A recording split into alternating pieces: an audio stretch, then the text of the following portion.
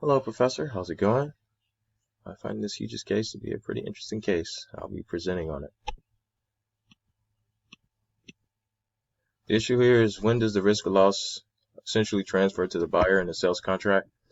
Um, the buyer took possession of this even before he got the title. So in this case, not to jump the gun, I would pretty much say that the buyer is accumulating this risk, knowing the fact that hey, there could be something wrong with this. So in my presentation, I go and define a few laws. The seller return. This is basically where the buyer must pay for the expenses connected with the return of the items. I just think about, Amazon. Sometimes you buy used items on there. They may be defective. You're taking on that risk when you buy it used, stating or when I buy something off Facebook Marketplace and as in condition. I'm pretty much responsible for that expense. Even if I want to send it back to the seller, they would make me pay for the shipping, pay for everything because I knew that coming into it. Destination contract is essentially, let's say Amazon gets in a crash with your packages in there, Amazon is essentially responsible for it. I mean, the buyer had nothing to do with the accident that happened.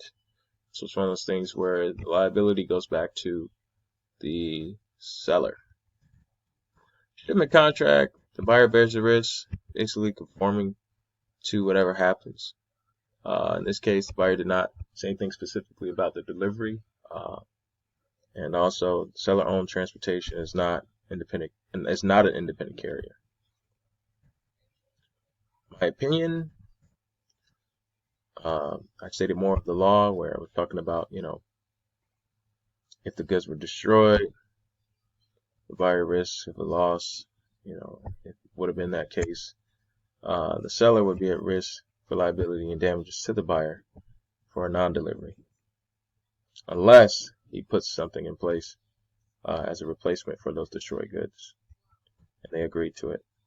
The decision, the buyer that received the good had no title, so he pretty much understood that. And so he had an insurable interest, knowing that, hey, he's not getting the title yet. This pretty much makes him acceptable to the risk. And I have to say that my final decision is that Al Green Motors is correct. Thank you so much, Professor. I hope you have a great weekend, and I look forward to your comments.